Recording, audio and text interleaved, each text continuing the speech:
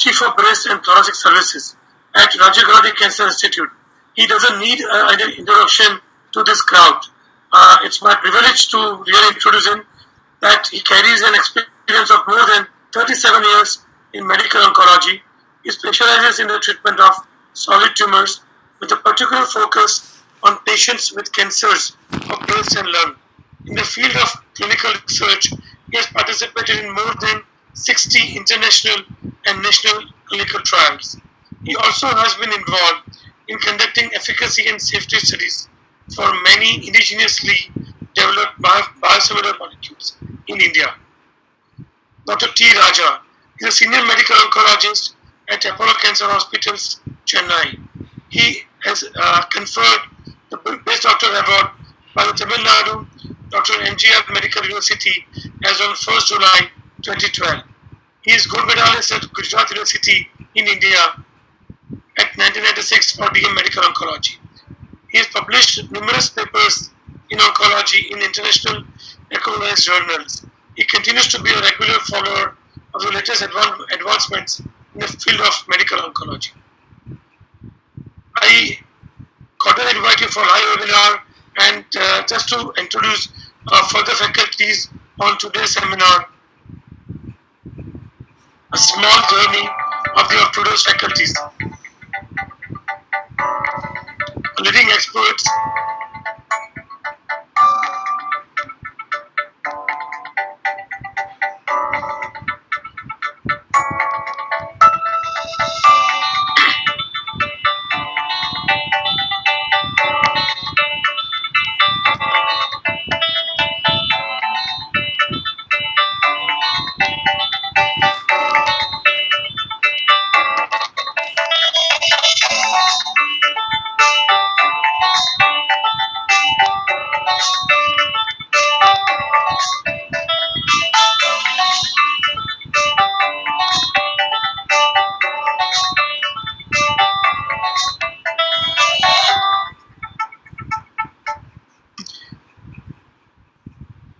thank you so much, and I again welcome each one of you for today's seminar.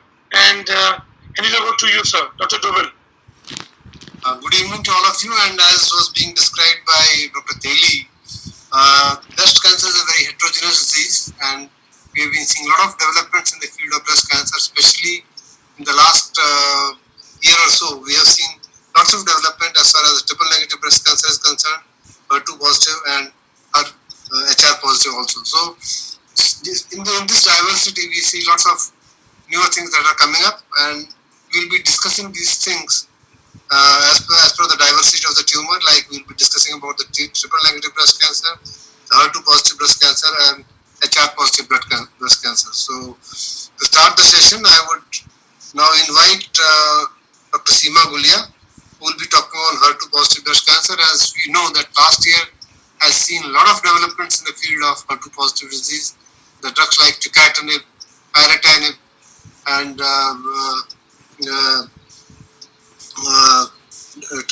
trastuzumab deruxtecan have been introduced, and they have been very rapidly taken into they have been approved also, and they are already making a fast forward move. So Dr. Seema, please for your presentation.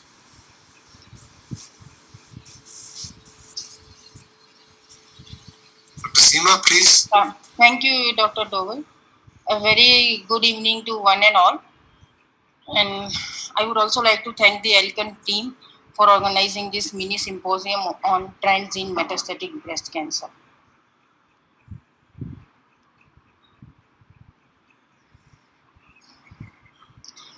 So as has been rightly pointed out by Dr. Doval, that we have seen exciting new options which have emerged in HER2 positive breast cancer in last 1 year.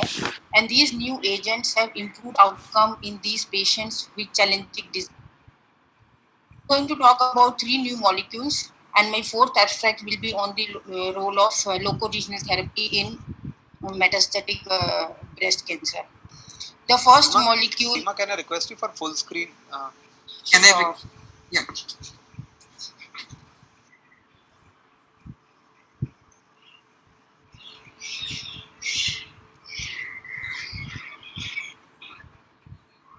that is better. It Yes, full screen perfect. now? Yes, Seema. Yeah.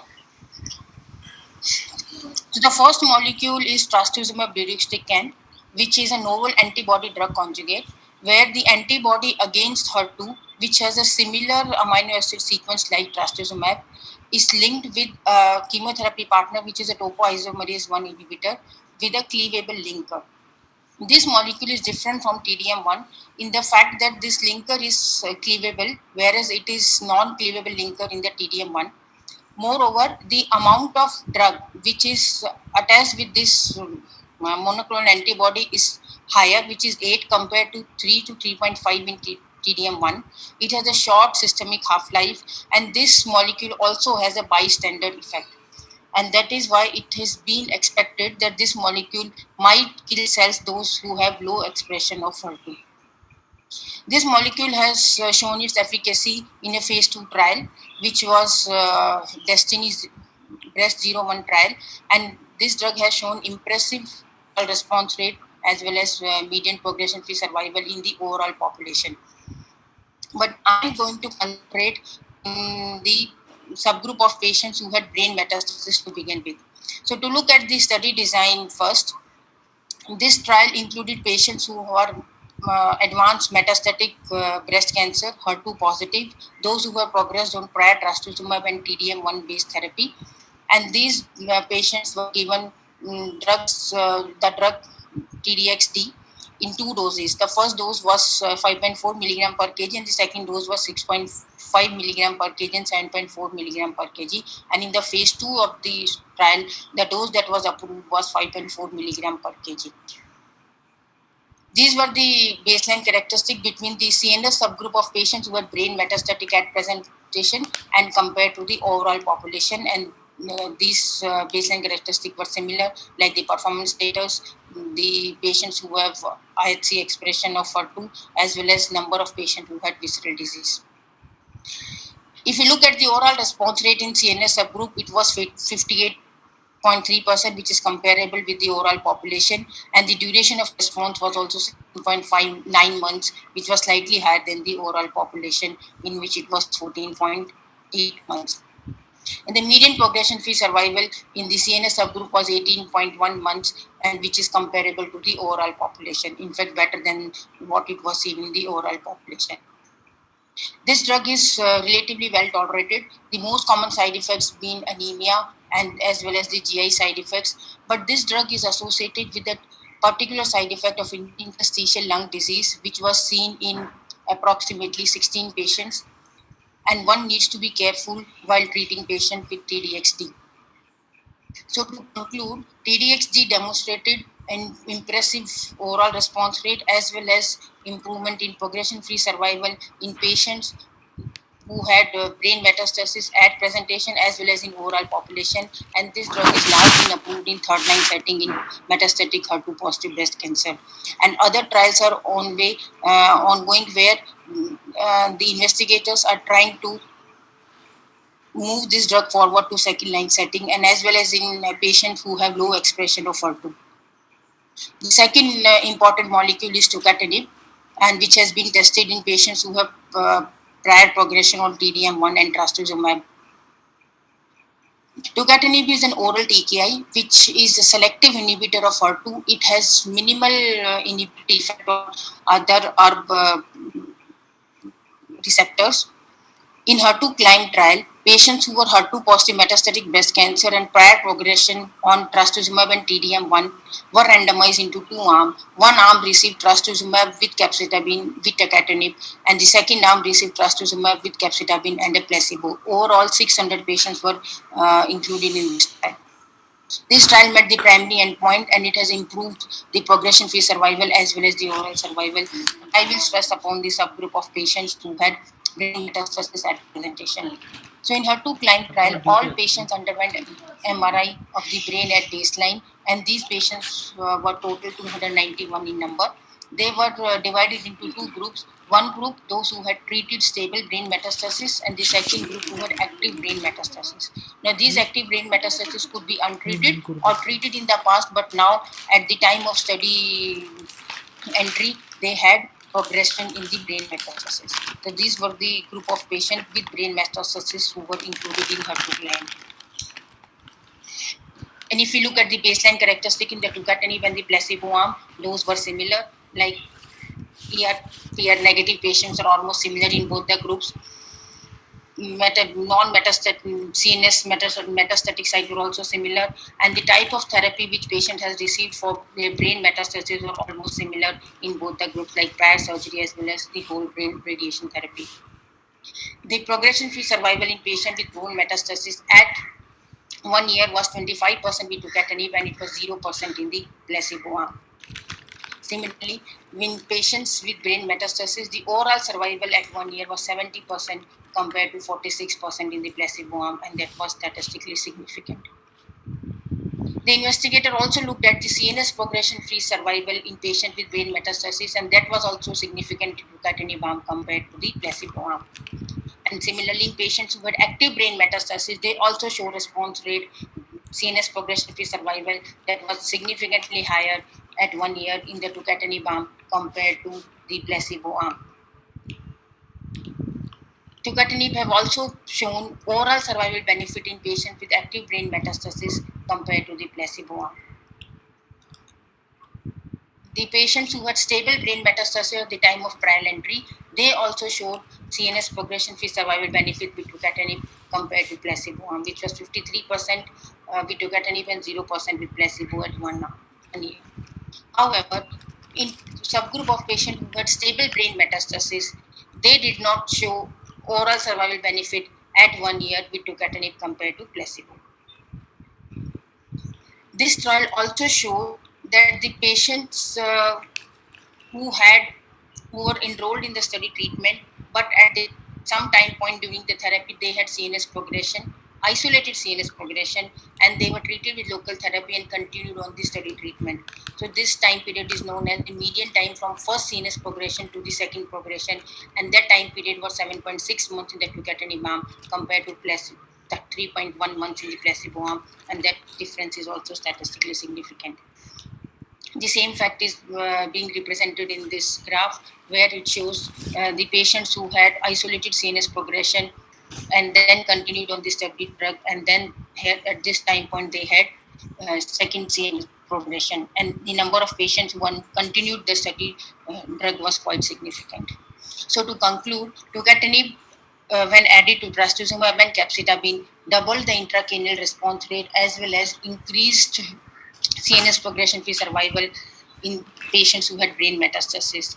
The tucatinib could delay the progression of disease in the brain, and this is the first TKI which has shown overall survival benefit in HER2-positive metastatic breast cancer, and particularly in patients who had brain metastasis. The third molecule is pyrotinib, which has been evaluated in Forbes study. Pyrotinib is a pan-ARB receptor tyrosine kinase inhibitor, and pyrotinib has been studied with capecitabine in phase 1 and phase 2 studies, and it has shown impressive results.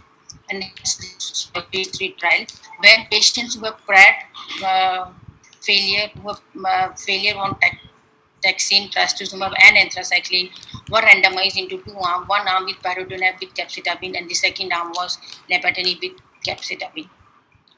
The baseline characteristic between the two arms were similar, like the half of the patients were ER/PR negative. Visceral disease was seen in close to 80% of the patient in both the groups. The patients who were resistant to prior trastuzumab was also similar in both the groups, and the number of prior chemotherapy cycles were also similar in both the groups. The progression-free survival was the primary endpoint of this trial, and it has shown that progression-free survival was improved significantly with pyrotinib compared to lapatinib. So pyrotinib have shown higher response rate, clinical benefit rate, as well as the duration of response rate, which was higher than the lapatinib. If we look at subgroup analysis, the patient who benefited most with pyrotinib are the patients who were sensitive to trastuzumab, who had visceral metastasis, and in patients who were ER/PR negative. If we look at the response rate based on the sensitivity to trastuzumab. So paritunab has shown improvement in progression-free survival in patients those who were sensitive to trastuzumab, but no such benefit was seen in patients who were resistant to trastuzumab. The oral survival results are still immature and median has not reached in either of the arms. The most common side effect and the particular side effect that is seen with paritunab was diarrhea. Most of the side effect was similar as we see with nipatinib. The diarrhea which was seen with paritunab happens usually early in onset. The median time for onset of diarrhea is around 11 days. In most of the patients, this diarrhea was of short duration, reversible, and it did not lead to treatment discontinuation. So to conclude, paritunab, when combined with capecitabine, has shown improved progression-free survival in patients of metastatic breast cancer who have progressed on prior taxane and trastuzumab-based therapy, and overall survival data is still immature with regard to paritunab. Another abstract that was recently presented in ASCO 2020, and this abstract looked at the role of locoregional therapy in patients with de novo metastatic breast cancer. Around 10 to 15% of patients present to us in de novo stage 4 disease. Various retrospective studies have shown that locoregional therapy improves survival, but these results are highly biased because there was a selection bias in these retrospective studies, and patients who were younger, who had small tumor, who had ER positive disease and a low metastatic disease burden were the group of patients who underwent surgery, and hence these retrospective analyses have shown survival benefit with surgery in stage 4 patients. We have phase 3 results also, but there have been conflicting data on this in the phase 3 results, phase 3 trial in these stage 4 patients. This was a study from Tata Memorial Hospital which shows there was no benefit of locoregional therapy in patients who were stage 4 at presentation. However, the Turkish study has shown that patients who underwent locoregional therapy, they have an overall survival benefit of 17% compared to systemic therapy. But in Turkish study, majority of the patient had low burden of metastatic disease and had bone only metastasis. So this was the E2108 trial that was started in 2011.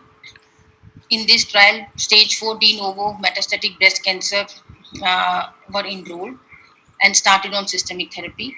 If there was no progression by the end of 4 to 8 months of systemic therapy, these patients were randomized into two groups. One group continued the systemic therapy and the second group underwent locoregional therapy, and these patients were followed up for 5 years. The primary endpoint was overall survival and the secondary endpoints were time to locoregional progression as well as health-related quality of life. This is the consort diagram. Total 390 patients were registered, but 131 continued systemic therapy and 125 underwent local therapy. The baseline characteristics were similar in both the groups. The number of HER2 positive patients as well as patients were almost similar. The bone-only metastasis site was also comparable in both the groups, as well as the systemic therapy which the patient received, particularly in the form of HER2-targeted therapy, was also similar in both the groups. Out of 125, 109 patients underwent surgery, and out of this, 109, patients also received locoregional radiation therapy. So coming to the results, there was no difference in overall survival with locoregional therapy compared to systemic therapy, and similarly there was no improvement in progression-free survival as well. The investigator also looked at the overall survival results by the tumor subtype. There was difference in HER2 positive as well as hormone receptor positive patients. However, patients who were triple negative, they had worse survival with locoregional therapy. But please note, the number of patients who were in TNBC cohort was very small. It was only 20 patients. Locoregional progression, obviously, it was higher in patients who did not underwent locoregional therapy and continued on systemic therapy. There was no difference in health-related quality of life in both the arms. So to conclude, locoregional therapy did not improve survival in de novo metastatic breast cancer patient, And based on this data, locoregional therapy should only be suggested to patients who have predominantly a fungating mass or there's a bleeding from the site of disease. Otherwise, systemic therapy is the only answer for patient who have stage 4 disease. Thank you so much for your patient hearing. Thank you, Dr. Seema. And I think we'll have questions either in the question box or in the panel discussion session towards the end of the webinar. And now we'll be moving on to the second part of this webinar. We should be talking about triple negative breast cancer.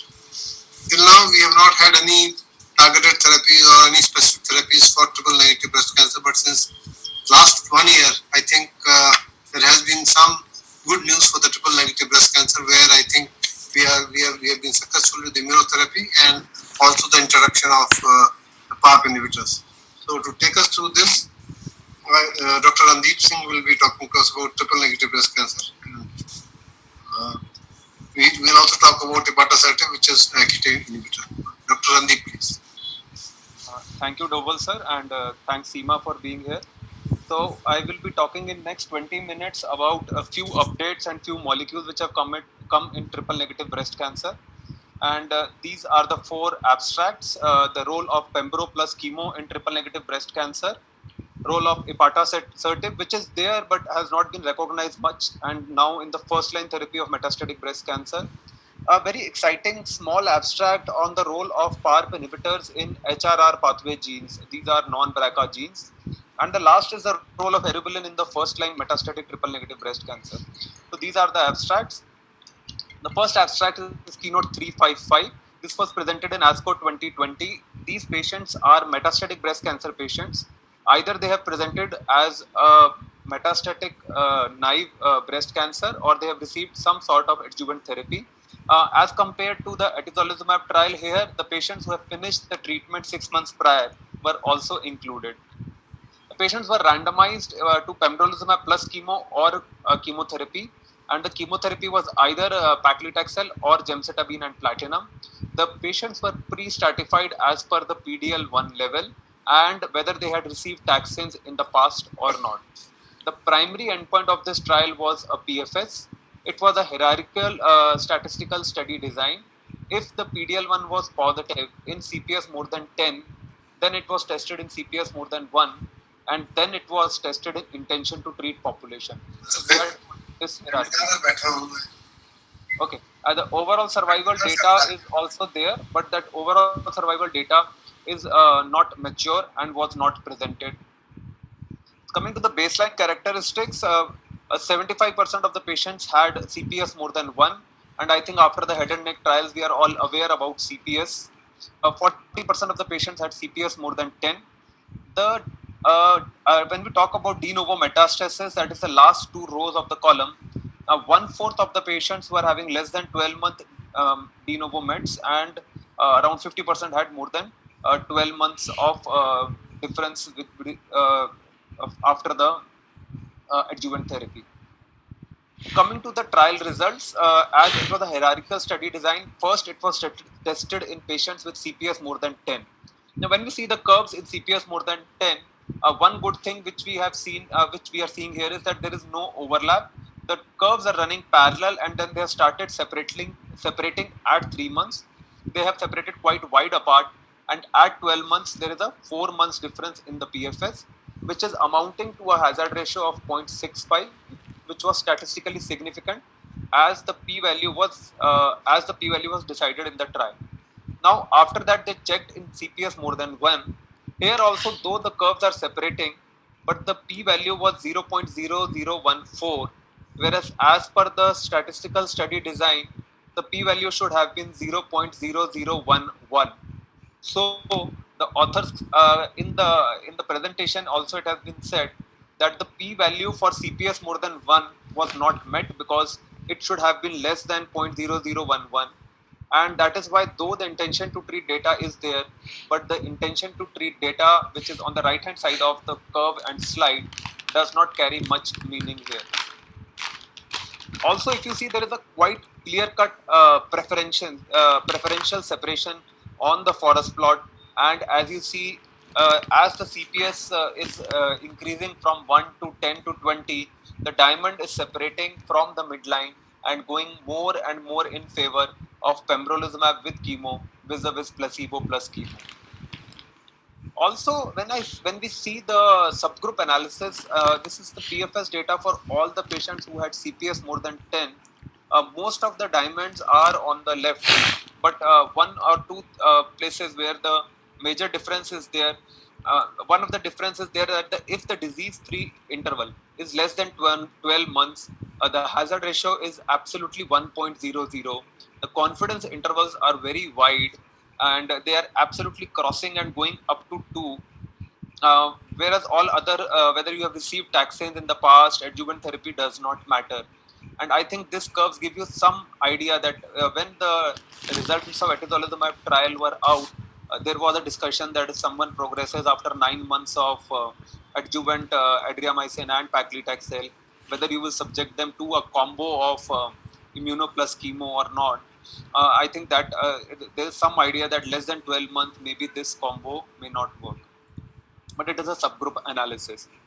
As far as treatment related adverse events are there, I think there were no grave signals. Of course, there were much more immune related toxicities, and most of the grade 1, grade 2 toxicities, which on this slide are on grade 1 and on the dark green shade are there on the slide, were anemia, neutropenia, nausea, but there was not much difference when compared to placebo. So this was the first abstract. Now shifting to the another abstract, and this is a molecule which is a PI3 AKT inhibitor, or more aptly a AKT inhibitor. The drug is called ipatasertib, which is still under clinical trial design. This is an oral molecule. The AKT is one of the pathway which gives an advantage of the tumor to grow. Activation of the AKT can happen either by the loss of PTEN, as PTEN regulates AKT, and this can be checked by IHC, which was done in Lotus trial, which is a trial of oral ipatasertib. And the other way AKT can be activated is by the gain of function mutations in PI3 and AKT, and this can be easily checked by NGS as we do it in breast cancer hormone positive for Elpizoli. Now the trial was already presented, and this was a Lotus trial where metastatic TNBC first line patients were subjected to either chemotherapy or chemotherapy plus ipatasertib. And if you see the PFS advantage in the intention to treat population was 4.9 to 6.2. Hello. But if you see the patients who had an AKT activation or alteration of this pathway, there was a good PFS advantage of 4.9 to 9 months. So this was a data which was already aware to us, and this was a phase 2 trial randomized. So this was the trial schema: a double-blind, placebo-controlled phase 2, metastatic TNBC patients, chemotherapy-free interval 6 months, randomized to paclitaxel or ipatasertib versus paclitaxel placebo. Co-primary endpoint is PFS in intention to treat and PTEN low population. And also in this in ASCO we had an updated OS data presented. So first coming to the OS, because PFS data was already published as a full text in Lancet 2017 publication. If you see the PFS, if you see the OS curves, they are quite encouraging, and they are the median OS is 16.9 to 25.8 months, giving a hazard ratio of 0.80 and an absolute advantage of 10 months. And this is a phase 2 trial, we agree, and the molecule has clearly entered into phase 3 based on this data presentations. Now also in this paper, the OS according to the PTEN alteration has been presented. Though the curve and are not very visible, but if you just concentrate on the curves, the hazard ratios is different, but if you go by the absolute advantage, it is 67 in non-altered and 81 in altered. Similarly, the curve, the advantage is same, 63 versus 85, 88. Also, the loss of PTEN, which was checked by IHC, there is again a hazard ratio of 0.7 and 0.8, and that is why the authors did say that maybe the survival curves do not make a the PTEN alteration or the alteration in the PI3 AKT PTEN alteration pathway doesn't make a difference as far as survival is there. This is a tolerable drug except diarrhea, alopecia, nausea, which are significantly more as compared to placebo arm. Diarrhea is a significant problem with ipatassertib. Other side effects are comparable to the placebo arm.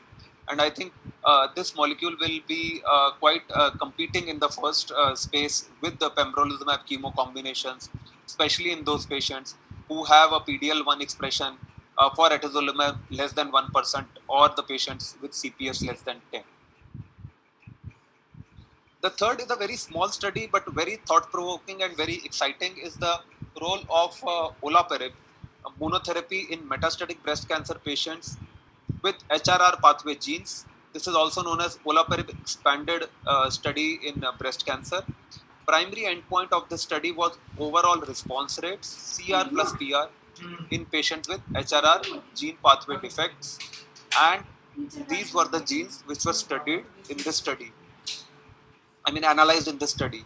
So the germline mutations and somatic mutations were considered. Germline BRCA was excluded in both of them. In germline subset, when they did an NGS, they realized some other mutations which were CHEK1, 2, ATM, and PALB. The majority of them were these. There were other rare mutations like BARD1 and RAD50. In the somatic mutation cohort, the most common mutation was BRCA, and wherever they detected a somatic BRCA, it was confirmed by doing a genetic BRCA also.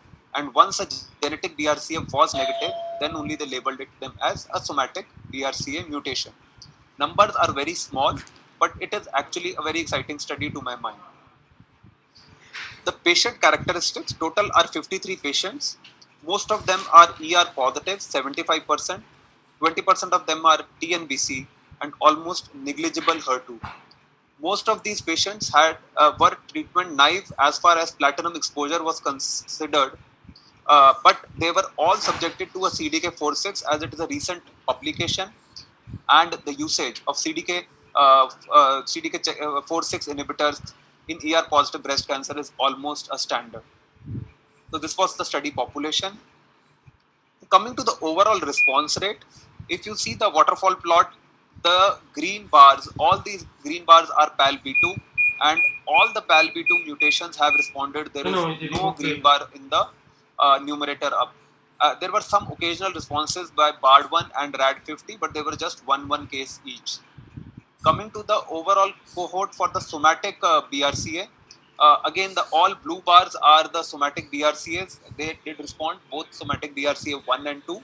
There were occasional responses in CHEK1 as well as PALB2. Now, this is one of the exciting tables.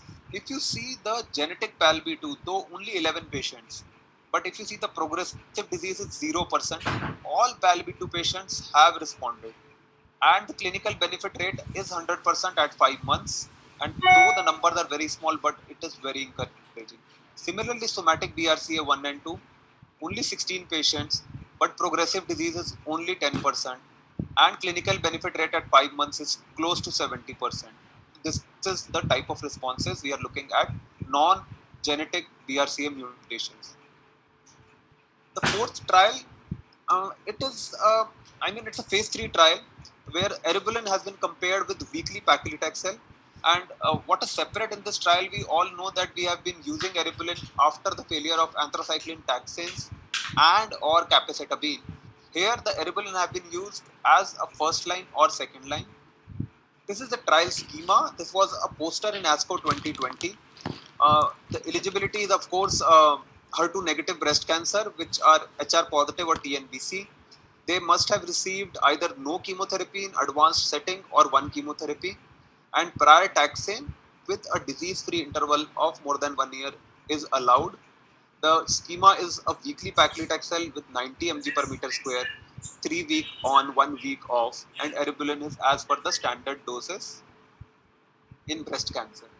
Now, what happened was that this trial was planned as a primary endpoint was OS, but there was a target accrual of 900 which did not meet, and unfortunately, or the investigator had to change the primary endpoint do the toxicity comparison between eribulin and paclitaxel, as well as EPHA5, which is one of the molecule to assess the toxicity. Now, 200 patients were only enrolled in place of 900 patients. Median follow-up is good enough of 33 months. Patients, half of them had received prior taxanes. It was a heavily ER positive population, 78%, and 70% of them were starting as a first-line therapy eribulin. Now, though this data set, the trial design is not for this data set. The PFS is similar, the OS is similar, duration of response is similar between eribulin and paclitaxel. This is a poster presentation, that's why this slide is very blurred, and please pardon me. You may not be able to read the figures, but if you go through the curves of PFS and OS and time to treatment failure or duration of response, all of them are closely hugging each other. Coming to the adverse events, now there was a difference in adverse events, and this was quite surprising that hematological toxicity was much more with eribulin as compared to paclitaxel, and the trial was meant to compare this endpoint because this was the endpoint, primary endpoint of the trial. 40% hematological toxicity versus 20%. Now, when we talk about other toxicities, and of course we talk about neuropathy, and neuropathy was 63% with eribulin and 78% with paclitaxel, and also there was more nausea and vomiting with paclitaxel as compared to eribulin. So to conclude and summarize all the 4 studies, Pembro plus chemo improved the median PFS from 5.6 to 9.7 months in the first-line metastatic TNBC subset with a p-value of 0.012 and an HR of 0.65. Sorry. Ipatasertib plus paclitaxel in a phase 2 trial design led to a median OS improvement from 16.9 to 25 months with a hazard ratio of 0.81 in both PI3 AKT PTEN altered or non-altered subset. Olaparib has shown similar or better responses maybe among patients with somatic BRCA and genetic PALB2 with the overall response rate of 50% in somatic BRCA and 82% in genetic PALB2 when compared with genetic BRCA. Responses are seen in both TNBC and HR positive subset. Eribulin versus paclitaxel have equivalent outcomes in first and second line metastatic breast cancer with worse hematological toxicity and a favorable neurotoxicity for eribulin. And this is one of the last slides and take home message. So when we divide these slides into clinical relevant and practice changing toxicity profile and cost efficiency, I think Dr. Senthil will definitely debate on all these points. So Pembro plus chemo, I think yes, it is clinically relevant, but in patients with CPS more than 10. Practice changing, yes, but I would like the data to wait and mature for OS. It is a very favorable toxicity profile. Cost efficiency for 10 months as per the current statistics will fall around 50. 10 months is the median PFS and it will amount around 55 lakhs. Ipatasertib first line, yes, it is encouraging, but I would wait for phase 3 data as well as data for more mature data for PFS and OS. At this time point, it is not practice changing, but definitely it is competing for the first line with the above combination.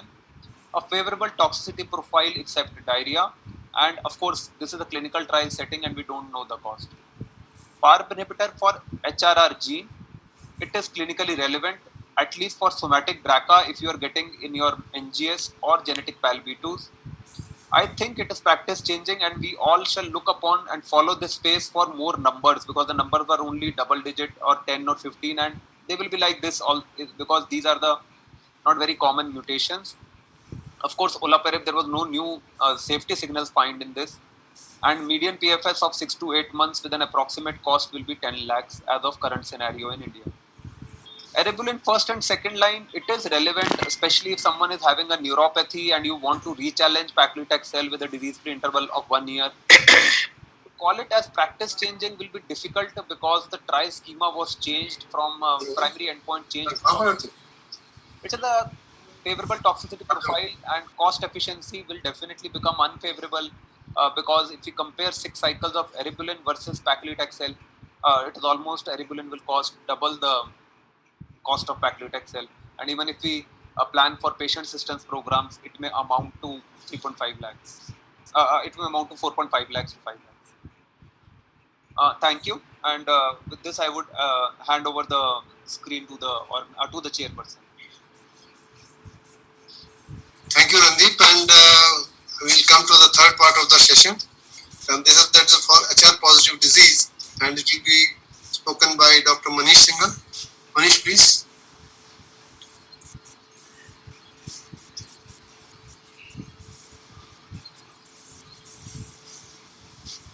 Manish, am I audible, sir?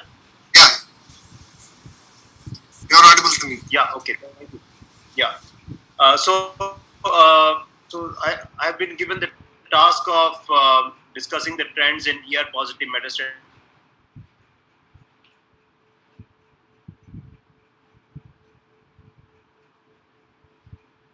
are concerned in the recent meetings. So what I've done is I've compiled what has been the most compelling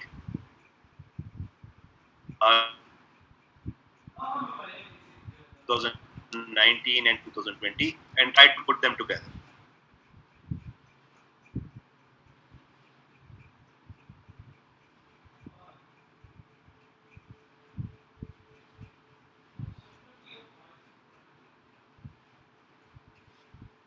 Yeah.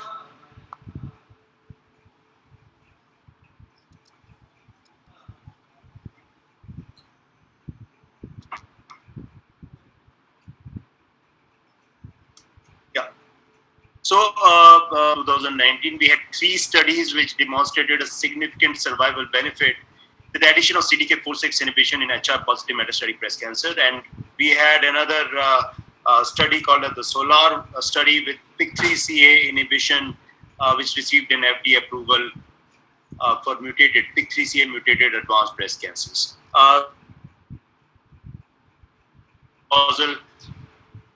Advanced HR positive HER2 negative breast cancers, which were randomized to ribociclib plus goserelin plus either non-steroidal aromatase inhibitors or tamoxifen versus minus the ribociclib, where PFS as a major endpoint, OS as a secondary endpoint. So the OS was published in New England Journal of Medicine. It showed that the overall survival hazard ratio is 0.712, and the overall survival was not reached versus what, which is the ballpark figure for placebo plus endocrine therapy alone. What is exciting over here is that at 42 months mark, as compared to 36 months mark, the median overall survival actually increased from delta of 11 to delta of 25%. So it was 46% as opposed to 70% with ribociclib. The Mona Lisa 3 study was a combination of treatment naive advanced breast cancers and post first line endocrine therapy advanced breast cancers, and they were randomized to fulvestrant plus ribociclib versus fulvestrant alone. And again, the overall survival data over here showed that it was not reached versus 40 months mark. For those patients who were previously treated or had a median overall survival of around 32 months versus 40.2 months with the addition of ribociclib, whereas reached versus 45 months with placebo in patients who were first-line treatments. So this was absolutely meeting the primary endpoint of secondary endpoint of overall survival, reaching a statistical significance. The third one was the Monarch 2 study, which was again randomization of previously treated advanced HR positive HER2 negative. And again, the overall survival was met and was statistically significant. It was months in overall survival. For those patients who had primary resistance, the median overall survival benefit was to the tune of around 7 to 8 months, 31.5 months versus 38.7 months. And for those who had secondary resistance, it was 40 months versus 48 months. Endocrine therapy alone in terms of overall survival. So this, we know that the highest progression-free survival is reached when you add CDK4/6 inhibitor to hormone therapy. And we know that with AI and palbociclib, the PFS is around 27 to 28 months. And there is some hints coming from the Mona Lisa 3 trial that if you add fulvestrant and ribociclib, perhaps the PFS is reaching around 31, 33 months mark. So this led to the Percival study, which was recently published in ASCO 2020. And this was a head-on comparison. It was a phase 2 study, not a phase 3 study. A decent number of 486 patients who were randomized to fulvestrant plus palbociclib versus letrozole plus palbociclib, taking the hint from perhaps these particular studies such as Mona Lisa 3, which had first-line treatment and a PFS of 33 months being reached with fulvestrant. So you look at the statistical assumption was that the Faslodex plus palbociclib combination will be superior as compared to the letrozole and palbociclib combination with a hazard ratio of 0.7. That is, a PFS of 22 months was assumed with letrozole and palbociclib versus 31.3 months. In case superiority is not proved, then they would switch to non-inferiority study designed with a non-inferiority margin of 1.21 in the hazard ratio. Looking at the results, the primary objective was progression-free survival, which was actually lesser with fulvestrant as compared to letrozole. It was 27.9 months as against 32.8 months. Looking at the hazard ratio for non-inferiority margin, we can see that the hazard ratio 95% confidence interval is 1.45, which crossed the non-inferiority margin of 1.21. So they could not even prove non-inferiority.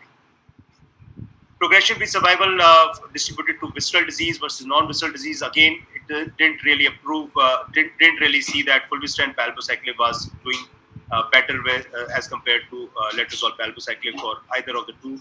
Recurrent or de novo disease, again, there was no benefit with fulvestrant palbociclib over letrozole or palbociclib. Overall survival was bang on similar between the two arms.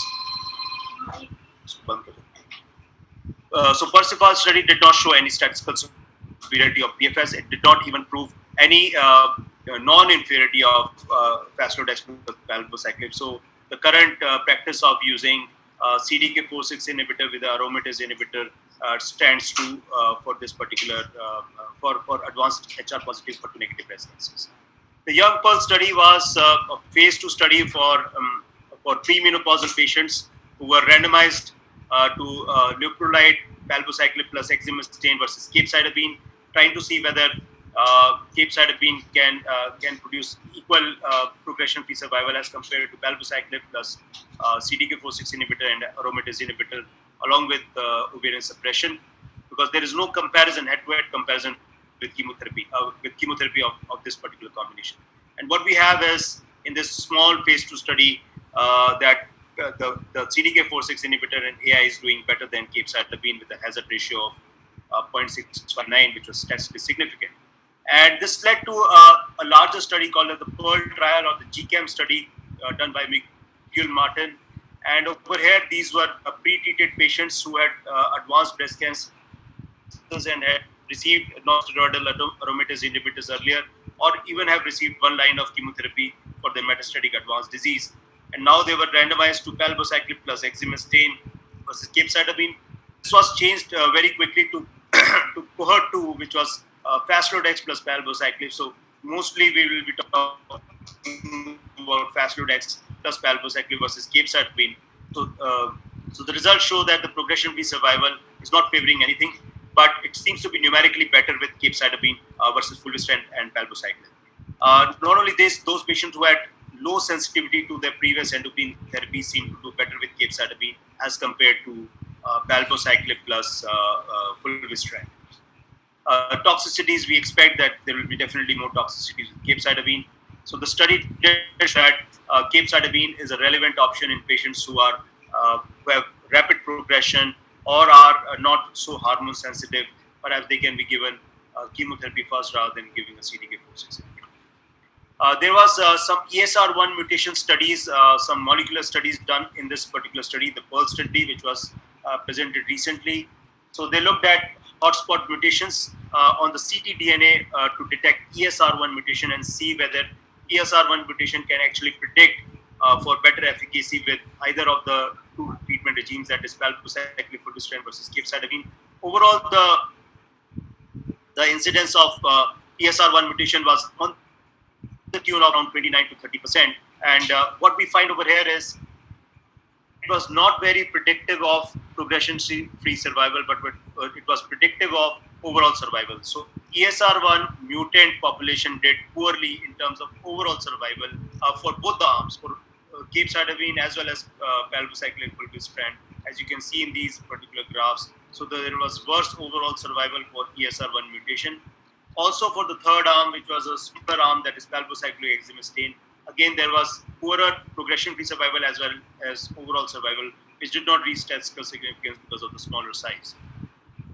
So it concluded that the wild-type ESR1 has better survival as compared to ESR1 mutated population, which constitute about 30% of advanced breast cancers which have been previously treated. So we all know about the phase 3 SOLAR study, and we know that it increased the progression-free survival from 5.7 months to 11 months, and so it's approved therapy, and it got the US FDA approval in May 2019. What we do not know is whether after CDK4/6 inhibitor, if the patient has a PIK3CA mutation, how this population will fare if we were to add alpelisib to a hormone partner, because this population constituted only 5%. So in this very ASCO meeting, the BILEAF study, which is a phase 2 open label 3 cohort study, and we would discuss the cohort A in this, wherein patients who have been exposed to CDK4/6 inhibitor earlier with an AI were treated with fulvestrant plus alpelisib in the dose of 300 milligram OD, with progression-free survival as the primary endpoint, and the statistical design necessitated that at least more than 30% patients, the lower limit of the 95% confidence interval should be around 30%, should be progression-free at the time of at 6 months mark. So the study met its primary endpoint, and the median progression-free survival was around 7.5 months, and about 50% patients were progression-free at 6 months mark, with the lower limit of 95% confidence interval being 41.2%, which was better than the pre-designed lower bound of 95% confidence interval of 30%.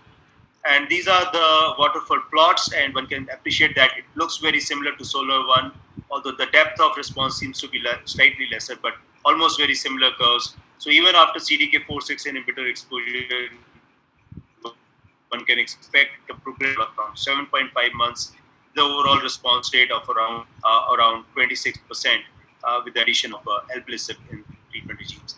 What also came is that perhaps we are able to better manage the toxicity profile, as number of patients who went off therapy because of hyperglycemia decreased. Also, the rash was better managed with preemptive usage of anti-rash treatment, such as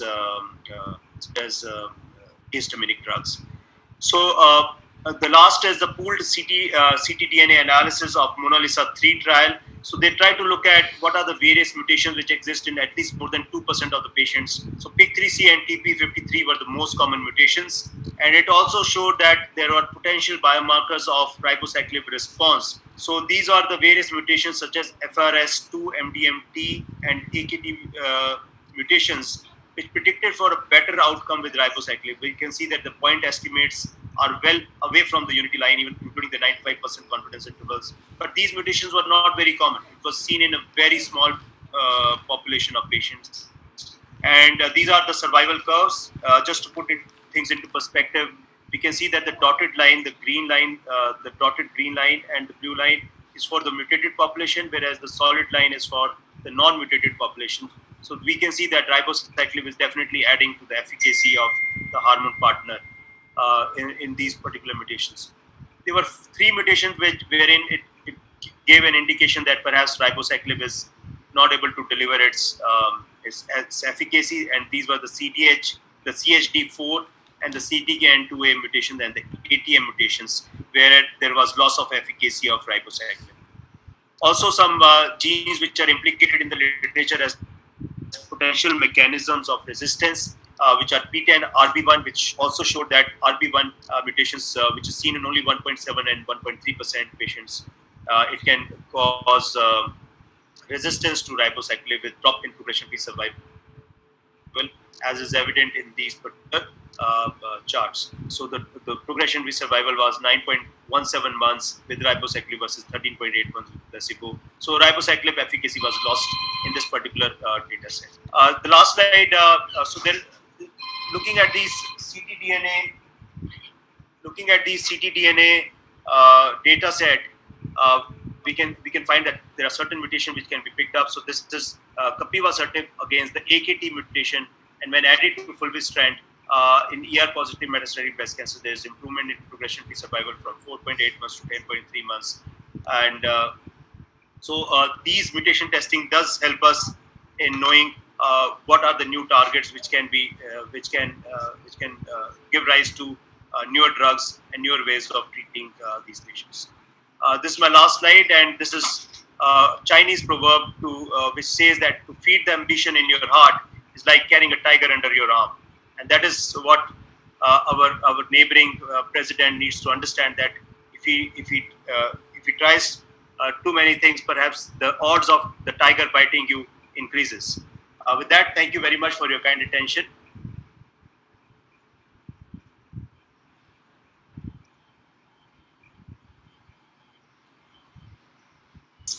Hello. Yeah, sir. Yeah, I can. We'll now hand over the mic to Dr. Senthil Rajappa for the panel discussion that will be conducted. Dr. Senthil Rajappa, please. Sure, sir. Thank you. And I just have one slide to share. So I will show that. Can you see my slide? Yeah. Very good. So,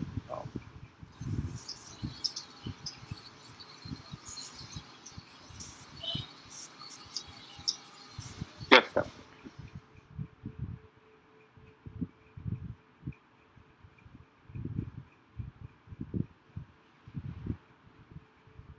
All right. So, thank you so much, Alcom, for asking me to do this panel discussion. We have real young blood in this panel today. Let me have the pleasure of introducing the four panelists for today. Dr. Sushant Mittal, who is consultant medical oncologist at the Action Cancer Hospital in New Delhi. Dr. Murtuza Bora, who is consultant medical oncologist at National Cancer Institute in Nagpur. Dr. Sandeep Ishi, who is a medical oncologist at the Apex Wellness Hospital in Nashik. And Dr. Rishabh Kotari, who is a consultant medical oncologist at the Narayana Multi-Speciality Hospital in Ahmedabad.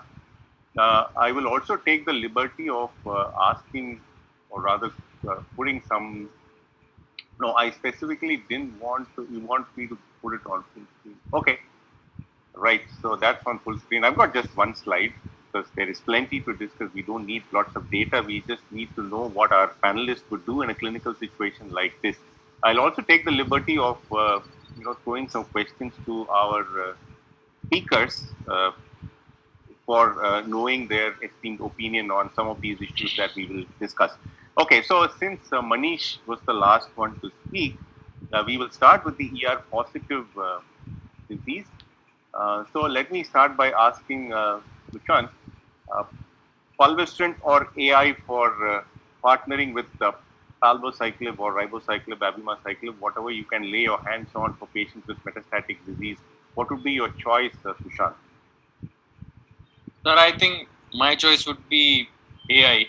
Since patient is already on the oral drug, so the compliance is better with the oral drug, and the it is more cost effective also. Although fulvestrant is also a good choice, so anything would do. What about Murtuza? What is your thought? Would you accept the trial, the phase 2 study that Manish actually showed, showing that there is no difference between the two, and in fact they could not even prove the non-inferiority of fulvestrant compared to an AI? Would you really take that and then use an AI for all your patients, or are there patients in whom you might want to do fulvestrant? No, mostly I will use the AI only, because I will keep this fulvestrant for the later line of therapy. If patient progress on this palbo-ribo combination with AI for second line therapy, I will keep this drug. Very good. I think that's a very important point. Now that there's no difference, that is clearly shown. And the reason why this trial was actually done is because in the Falcon study, there was superiority of fulvestrant over an aromatase inhibitor in terms of progression-free survival. And that progression-free survival was even better in patients who had bone-only metastasis and didn't show up in the group that had the non-bone metastasis or the visceral metastasis. And that's the reason why this trial was actually mounted. And to everybody's surprise and disappointment of a few, fulvestrant did not show superiority and in fact did not even show non-inferiority to an aromatase inhibitor in this particular clinical setting, which was quite surprising. So let me ask Sandeep. Sandeep, everybody keeps talking about ESR1 mutations and the benefit or the lack of benefit with an AI in presence of ESR1 mutations. Again, Manish read a couple of abstracts about ESR1 mutations. What are your thoughts on doing ESR1 mutations before you chose patients to go on either of these drugs? What are your thoughts on that? I think going upfront ESR1 mutation will have no value, as we know this develops as one of the resistance mechanisms after the patients are exposed to some line of therapy. Someone has been exposed to letrozole and then you are checking whether you go for an exemestane or a fulvestrant example. I think that point it may help you a bit. But upfront I would not be keen, and even the ESR1 mutation is very rare to find upfront.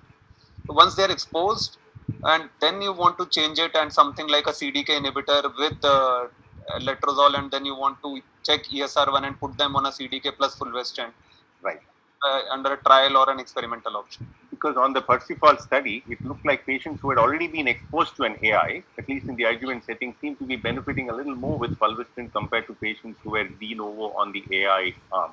And that one of the explanations that people think is some of those patients might have had an ESR1 mutation, and that would have brought down the efficiency of the AI working in that particular clinical setting. But you are absolutely right, Randeep, that the incidence of ESR1 mutation is about 3% in patients who are de novo metastatic disease, and probably we wouldn't be testing an ESR1 mutation in order to decide in the first line as to whether to use an AI or use a fulvestrant. So the carry home is that there is no superiority of fulvestrant over an AI in newly diagnosed ER positive, HER2 negative metastatic disease. So let's come back to Sandeep, not Randeep now. Sandeep, let's say somebody progresses on first-line hormonal therapy, right? How would you approach this patient to decide on whether you want to go to chemotherapy or try a second-line hormonal therapy plus minus targeted therapy? That depend upon the duration of previous hormonal therapy, and then while deciding the progressions, what is the load of the like when patient has the progressions, we have to see how much is the tumor or organ failure thing. So if it is a progression with it, just again not the organ failure things, not requiring the immediate response, then the second line therapy will be a better choice rather than the chemotherapy, considering the toxicity. Yeah, the CDK4 also shows the similar kind of immediate response as compared to the chemotherapy, but still I will consider these factors before deciding between chemotherapy versus the second line hormone therapy. Right. Rushabh, what would be your thoughts on choosing between chemotherapy versus the second line hormonal therapy? Yeah, I agree with points which Dr. Sandeep told. One would be duration on which patient was on previous hormone therapy. Second was whether visceral crisis is there or not. Performance status of the patient. So generally we would try to give second line of hormone plus CDK4/6 or PIK3 drug if patient is not in visceral crisis, or we are not forced to give chemotherapy if there is some bone only progression or non-visceral progression and patient is in good shape otherwise. Right. So I think it very much depends upon the duration of response, whether there was a response or not, what's the tumor load, do you need rapid responses. So Seema, can I ask you, in Tata Hospital, have you started routinely looking for PIK3CA mutations, and what is your incidence of PIK3CA mutations? Seema, are you around? Seema has left. There. I think she said that she will be leaving at 7:40. She must have left. Okay, she must have left. Is Manish around? Dr. Seema is not there on the call. Is Manish around? Manish is there, but on mute mode. Okay, he's on mute. Dr. Raja? Dr. Raja is... Yes, Senthil. Sir, PIK3CA, have you started routinely looking for, and what is your experience looking for mutations, and your experience with the drug, whatever little that might be. Yeah, obviously, once patients are on CDK4/6 inhibitors, once they progress, we are looking for options. At that point, we routinely do a profiling, NGS profiling, and either tissue is okay. Now that we know based on the Solar 1 data and the current ASCO data, you can also do a ctDNA analysis and try and demonstrate PIK3CA. And if you are able to demonstrate the PIK3CA, I mean, you have a clear role for alpelisib. So we are now routinely doing for all patients who are progressing. Very good. I think that's the most appropriate thing to do. If your patient is still a candidate for a hormonal plus targeted therapy, it is appropriate to do PIK3CA testing and use the drug. Just to add one thing, and yes, please. Discussions earlier was very interesting. You alluded to the Falcon data, and but then the Mona Lisa 3 and 7. I mean, there is a hint of superiority with the fulvestrant with the ribosecond. Is it because it is albo? Is there a difference, or you would clearly say that fulvestrant is either equal, whatever be the CDK4/6 part? Right. So I think that I wanted to ask you, but anyway, please continue. There are yes. So I think that's a very interesting question. I don't have a very convincing answer though for that question. But I think the trials did not compare an AI versus fulvestrant. But you're right that in the second line studies, all of them used fulvestrant because an AI was used as part of the first line therapy. So it was not compared to an AI. But you're right that those are the studies that actually showed the survival benefit. We thought that in a group of patients, like for example in the Mona Lisa 7, premenopausal women who will have more aggressive disease, use of fulvestrant was likely to be the reason for that survival benefit. But I think the Percival seems to be throwing all of that away, clearly showing that it's not even non-inferior. But I think that's only part of the story. If you already used an AI, there seems to be some benefit for fulvestrant compared to the AI in that particular setting. So I think the story is not completely clear, but I think it's reasonably clear that if you have somebody with metastatic disease, an AI with palbociclib or ribociclib is better. It's easy to understand. Just rewind ourselves to 3-4 years ago. It's going to be a tough line choice. It would have been single agent, aromatase inhibitor. Right. And therefore, you would have necessarily walked into a consideration of fulvestrant plus CDK4/6.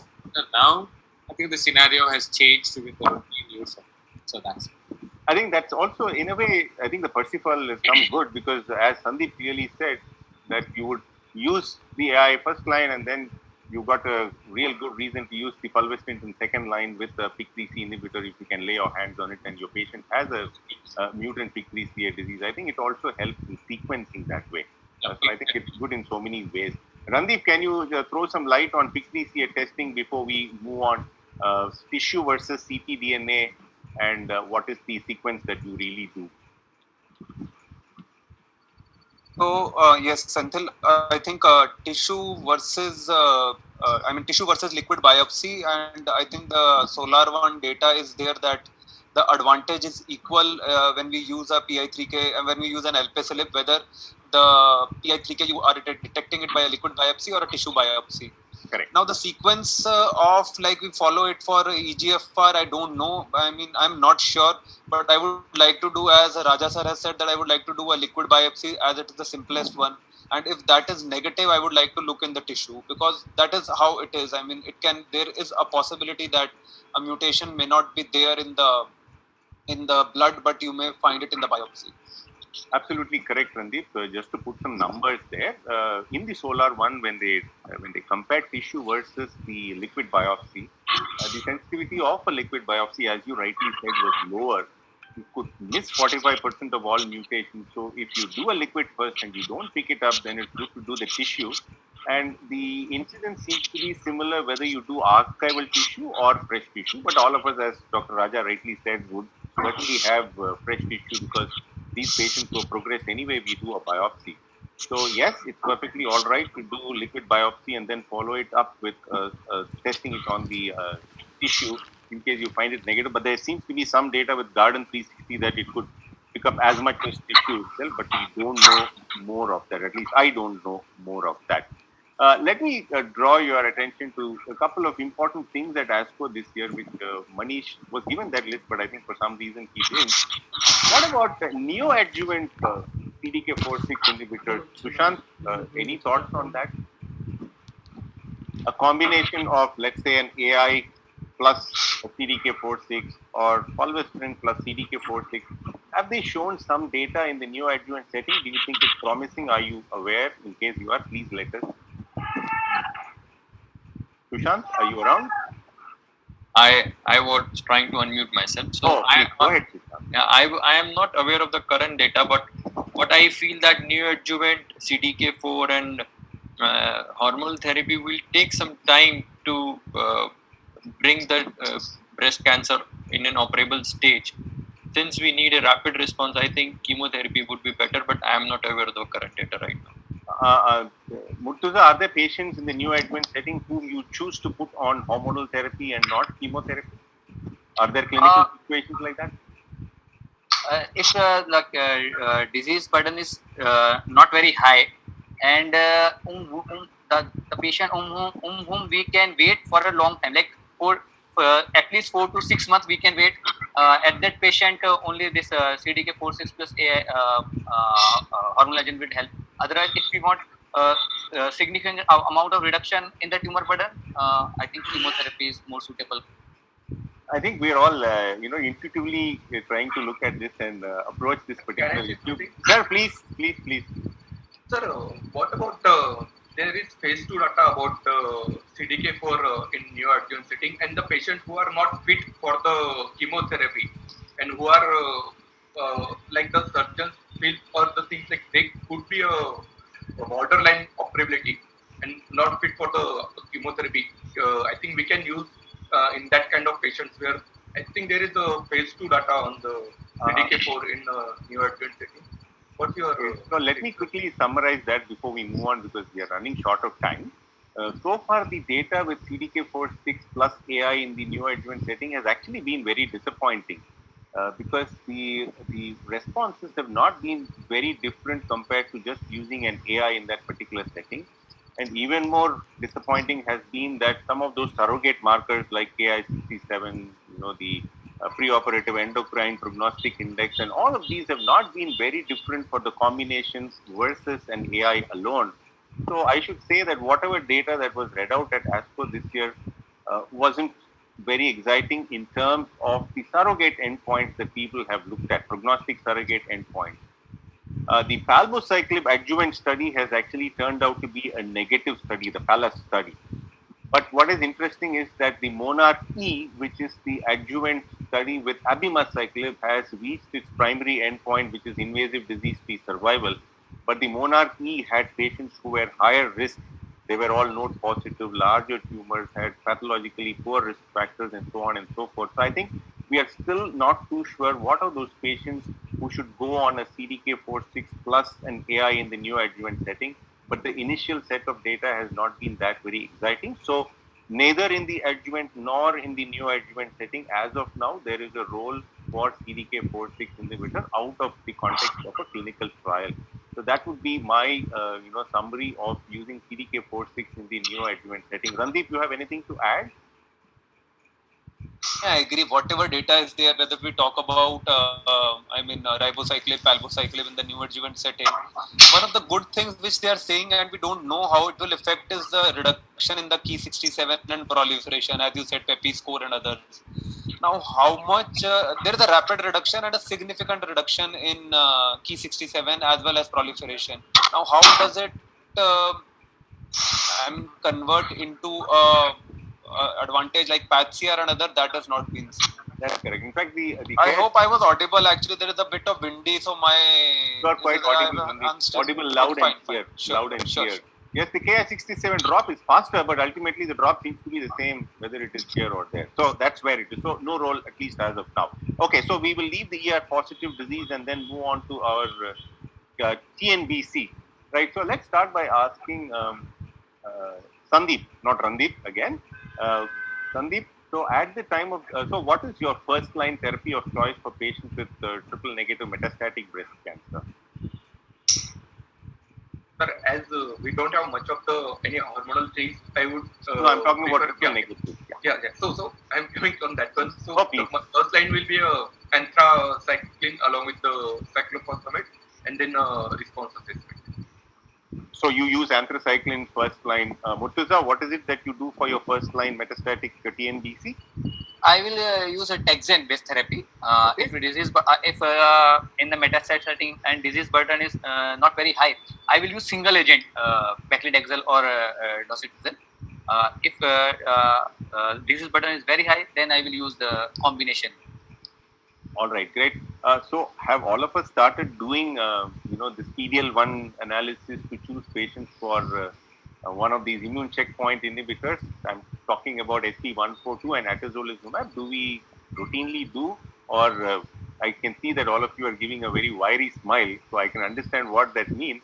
But let's ask Rishabh, do you do it routinely, or is it because you don't have access, or your patients don't have access? What is it? I do counsel for that, but logistically, from financial point of view, most of them won't agree. So, if patient is able to afford immunotherapy, then only I go for testing. Otherwise, I will start off with chemotherapy. Very good. Let's assume that your patient can have immunotherapy. Are you excited about this pembrolizumab data, the keynote 355? What are your thoughts on that? If CPS score is more than 10 and disease-free interval is more than 12 months, then I would be okay giving pembro plus chemo. Else, I'm not very happy if it is CPS score is low or disease-free interval is less. Okay, so so let's come to that question. How do you manage patients who have a disease-free interval of less than 12 months in your practice? Murtuza, you can take that question. Less than 12 months disease-free interval, what is your choice of drugs? Sir, as this duration, disease-free interval is less, this is tumor biology is bad. So I don't think this immunotherapy or this checkpoint inhibitor will do much for this patient. So I will use, if I have used Taxane previously, I will go for the capecitabine or carboplatin-based gem-carbo-based therapy for this patient. Okay, would you use eribulin in that setting? Because there was an abstract that Randeep actually read out showing that eribulin might be as good as Taxane. Is that a place where you would want to use eribulin? Yes, if I want to use in the third line setting, I will definitely go for the eribulin because of this lower neuropathic toxicity. So I will use eribulin in the third line if it comes to the third line setting, you will use eribulin. So your sequence is Taxane. So when do you use carboplatin or gemcitabine carboplatin? Because that was one of the chemotherapy combinations that was used in the keynote 355. When do you use gemcitabine carboplatin? Sir, if this financial concern is an issue, because eribulin is costlier than gem carbo, then I will counsel the patient for the eribulin first. If it is not affordable for her, then I will go for gem carbo. All right. So there are people. So the first line seems to be reasonably consistent. All of us want to use Taxane. But then when we go to the next line, it's the question of whether you want oral, whether you want an IV drug, depending on affordability and so on and so forth. So how many of you really do all these biomarkers that we have discussed about today? Let's say PD-L1 testing, BRCA, germline, somatic BRCA, and then, MSI, because there is a tissue agnostic approval for pembrolizumab that came up 3 or 4 days ago. Randeep, do you do all of these, or we keep discussing about it in panel discussions and nothing beyond that? What are your thoughts, Randeep? I think mainly, as I think Rishabh said, or that if the patient is affordable, then we would like to do PD-L1 testing. And if they're not affordable, then PD-L1 testing doesn't help. As far as TMB and MSI as a tumor agnostic, I would like to reserve both of them as the later lines of therapy in breast cancer. And PRC, I would like to do it upfront. Yes. Yes. So you routinely test. If you have a patient who can afford, you would routinely test, right? And BRC also, yes. And BRC also. So, Dr. Raja, can I ask you that question slowly? Should we start shifting to tissue testing for BRCA and then going back checking for the germline, or you think we should do the germline independent of the tissue? What are your thoughts on that? Now that all this germline and going back to tissue and vice versa has started coming up. So in the real life setting, what happens is that you essentially have the tissue, right? I mean, so therefore you will do a somatic testing, and then now that with all these data, it is very important to make sure that you also combine a germline testing, because it's most of the centers, it's a very simple thing to add a blood sample. The more interesting thought that comes with all these data is that shouldn't we do the BRCA testing right from the word go whenever you are seeing a TNBC patient, or for that matter actually any young patient, because there seems to be now something in the offing. So I'll be compelled to think about testing these patients. I'll give you a simple logic, even though whether it will turn out to be true or false for breast. In pancreatic cancer, I learned that after a couple of patients, Gem-Nab-Paclitaxel works, does it work and all. I had an important clue from the MD Anderson group that you do BRCA upfront, and whomever is positive for BRCA mutation, make sure that they get FOLFIRINOX, and they respond very well to FOLFIRINOX based therapy as compared to Gem-Nab-Paclitaxel. The point is, as of now, we may not know everything, but when we know the biological character, sooner or later we'll catch up with how to sequence our drugs. So I'll be compelled to think about doing it as early as possible, counseling them and all. I think you're absolutely right. Since we spoke about pancreatic cancer, there's a nice phase 2 study of paclitaxel and carboplatin in patients with BRCA1 mutated pancreatic cancer. The response yes, absolutely, 74%, which is actually higher than FOLFIRINOX. So that was interesting. I'm glad you brought up that data. So I've just got a list of things that you can actually do right away on tissue, and then go and look back. So we are looking at PDL1, and then we are looking at PIK3C, AKT, that pathway. We are looking at microsatellite instability, NTRK, BRCA, and going back and looking at the germline BRCA to check whether all of these are germline or just somatic, and the beautiful approval, that highly criticized approval of tissue agnostic TMB approval for pembrolizumab that came 3 days ago. So you've got nearly half a dozen markers that you can actually do, whether we like it or not, whether we are critical of it or not, at least based on the literature available today and approvals available today. These are, I think, ready for prime time use depending on the kind of patients that you have. So let's ask our young panelists, how do you look at all of this? Do you think these are things which we can access? We should try to access, or what are your thoughts on that? I just want a quick answer to this from all the four of you. Dr. Raja has said what he feels should be done, and I totally agree with him. But what are your thoughts? Because reality can be a little different. I think we should try and do that, because unless until we do it, we won't be able to know which all very good. So little percentage of patients will be benefited from this. Unless until we do it, we won't get to know it. So if possible, we should try and do it. Very nice. Others, I think Murtuza, you gave the answer, isn't it? Sushant and then Sandeep and Rushabh. Yes, the same thing. If we do this testing, and if it is like patient is not affording for the targeted inhibitor, but we can see like germline BRCA positive patients are doing good with the platins. So it will also help in the sequencing or therapy also. So definitely we should go for this, testing. Okay, the others, Sandeep, yeah. Sir, I would. Yeah, go one after the other. Please go ahead. Sandeep, you can start. Yeah, Sandeep. Yes, sir. We should that one.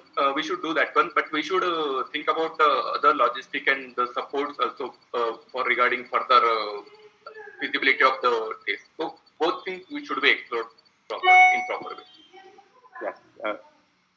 Sir, I would prefer, or rather, I would push for germline BRCA if feasible. Rest of the test depends whether patient is affording that treatment, whether that drug is available, or whether clinical trial eligibility is there or not. Very good. So, Randeep, can I ask you, TMB, you want to use Pembro if the TMB is high, or are you happy with that tissue agnostic approval for Pembro, or you're being critical of it as many of our colleagues are? No, I'm not happy. I've seen the data. You're not happy. Can you tell us why you're not happy on this? Last evening only I was seeing the slide deck of the Pembro. I mean, I think it was an ASCO presentation.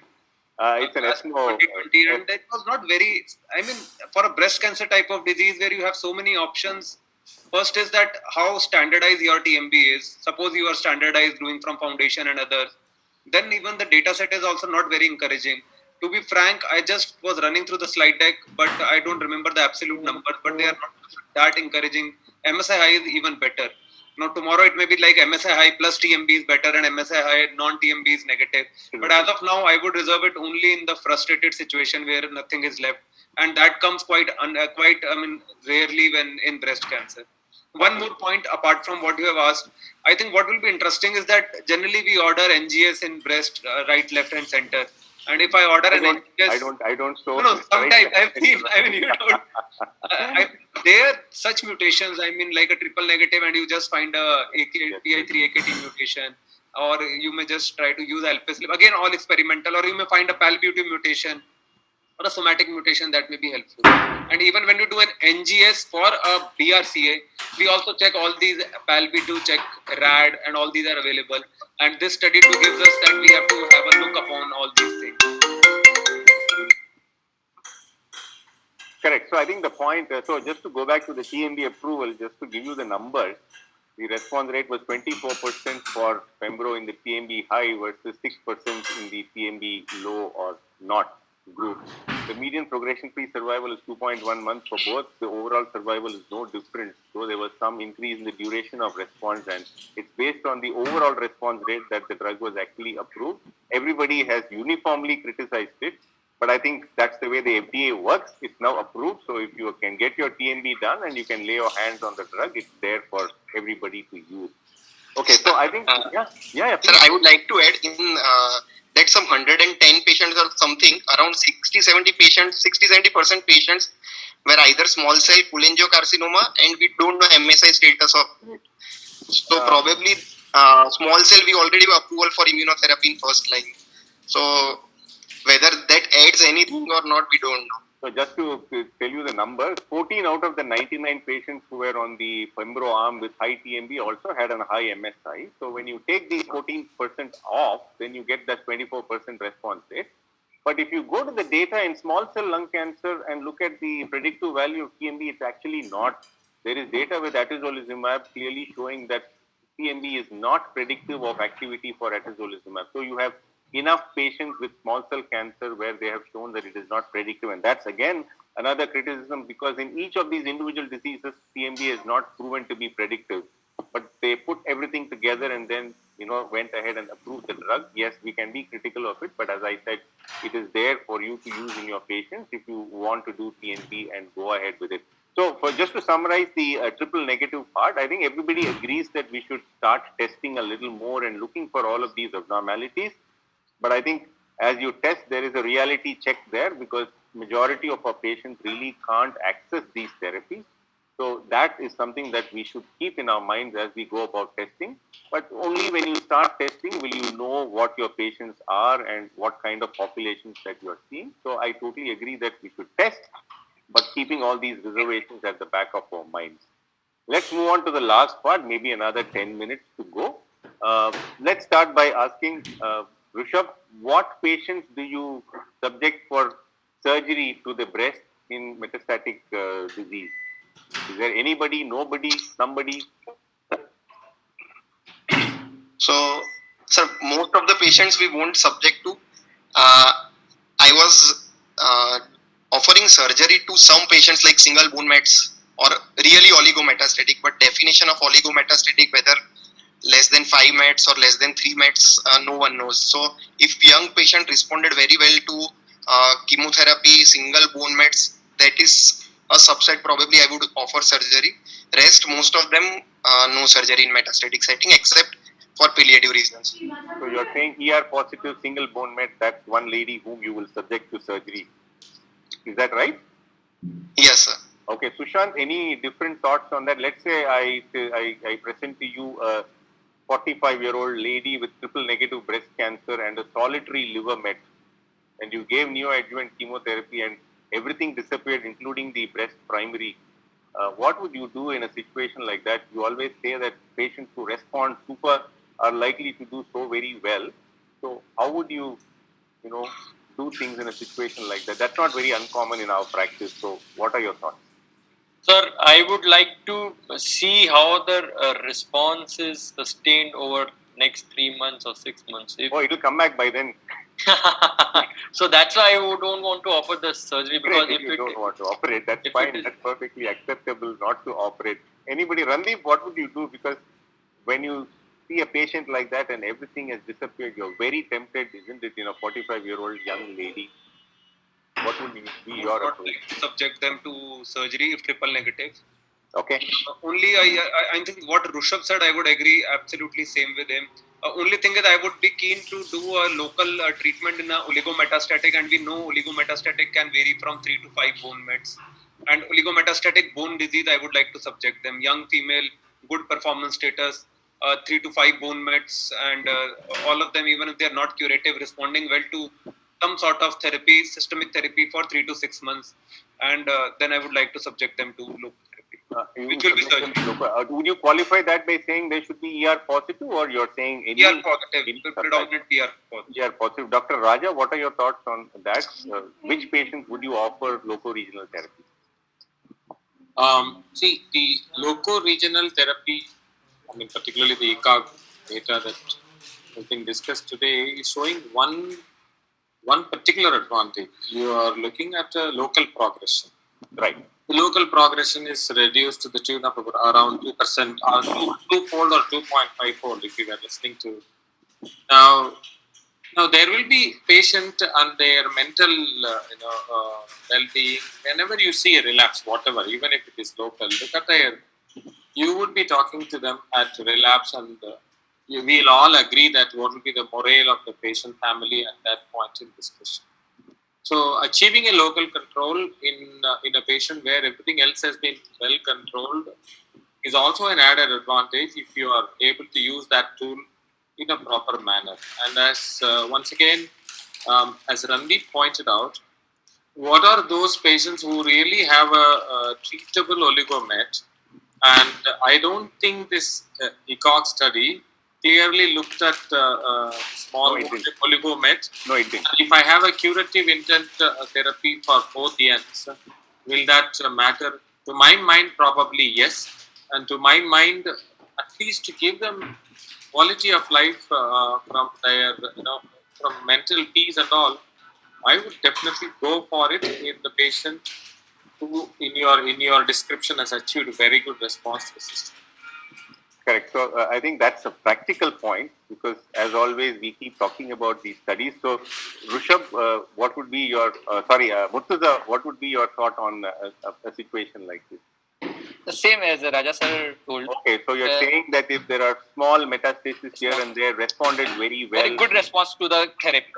Very good response to therapy. You would be tempted to do some local regional therapy. Anybody would think of doing radiotherapy in a situation like that, or it should always be surgery? Sushant? Senthil, there will be always patients whom you would offer local therapy. In the practical life, you will face such patients. Yes, very frequently. Who will say no for surgery, and and then if we have this hypothetical treatable oligomet and treatable local disease, why not? That's right. So that's why I wanted to ask our young bloods also. What Just they would do. Sir, to share one of my experience, yes. I have a triple positive patient, around 50 years, Very 50 year old, and she has a left breast lump with 2 or 3 lung met, 1 centimeter lung mets. Then after doing 8 cycle of docetaxel with trastuzumab, she responded very well. The lump size was 5 centimeter reduced to 1 centimeter only. And all these lung lesions are metabolically inactive. So we offer this local mastectomy to that patient, and we continue on the trastuzumab with the tamoxifen. Then actually 12 months has completed and she is doing very well, not progression to any local site or in a lung mets. So patient is also happy because she was insisting for surgery, and after seeing the very good response to chemotherapy, we offer surgery and so Correct. she is doing So as we always say, these are some social indications which are not considered in clinical trials, isn't it? But So I think yes, sir. scientifically, just I would urge that that should be considered in subset of patients who have bone disease or bone only disease or a brain disease where let us say a treatment like SBRTs are offerable. So I would urge that those patients have to be considered for a very Right. practical local therapy. So I think all of us agree that it is not standard to offer local therapy for patients with metastatic breast cancer, except probably a solitary bone met in an ER positive disease who's responding well. But all of us also understand that there are isolated sets of patients here and there, not too infrequently, who will come to us with very good responses, and we are tempted to offer local regional therapy, fully well understanding that that's an individual case and not something that we can generalize to all of our patients. So that's the way I would look at local regional therapy for patients with stage 4 disease. 5 minutes, and what about tucatinib and trastuzumab deruxtecan? Where would our panelists place these drugs? Do you think they will ultimately come and knock off pertuzumab and Kadcyla? Murtuza, what are your thoughts? Brilliant responses. Trastuzumab deruxtecan, median number of lines of therapy were 6. The upper limit was 27 lines of therapy which a patient had, and it showed 60% responses. So, do you think it will ultimately knock off pertuzumab? So in the, I think future it will definitely knock off It will definitely. because the data they are showing is very promising in the particularly in the brain met subset patients. Right. So that brings us to the question, Sushant, how do you approach your patients with brain metastasis and HER2 positive disease? Whom do you decide to do radiotherapy? Whom do you think can go on with systemic therapy? How do you approach that? For symptomatic patients, I decide for radiotherapy. Very good. And asymptomatic, I decide for lapatinib with capecitabine so that the brain disease is. Do you have any preference between Kadcyla, because that's also shown to have some good intracranial activity? Yes, sir. Okay, so in that sequence, where would you put Kadcyla? Would you put that above lapatinib and capecitabine, or after LapCap, sir? After lapatinib and capecitabine. Now, let's say you get tucatinib tomorrow. What would you do? Tucatinib data looks very promising, sir. I think I'll be tempted to use tucatinib. And you will be tempted to use tucatinib earlier. So Randeep and then Dr. Raja, and then we'll close.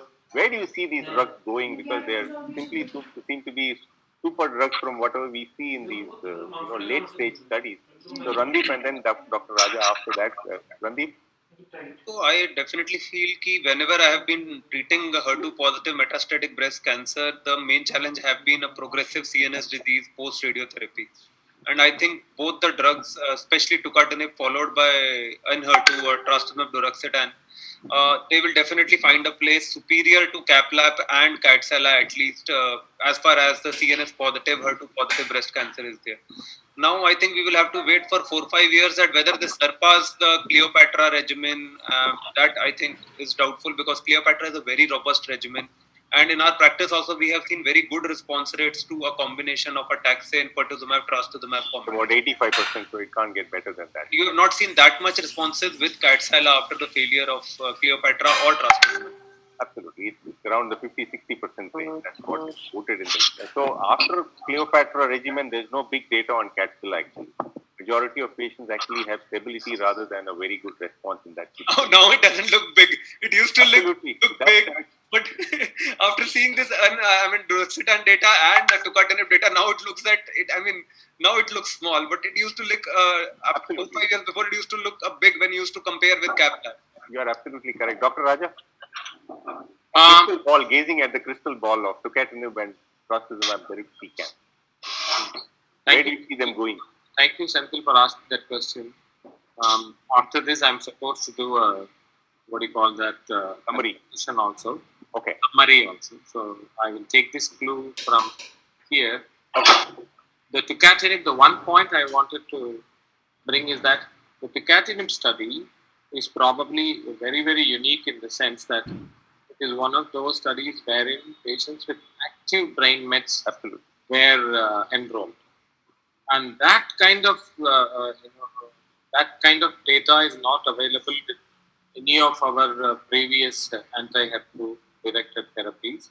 And they specifically looked at active brain mets and progression-free survival or progression in the brain met, and also PFS 1 and 2. So this is probably the first drug that has shown advantage in kind of halting untreated progressive brain mets.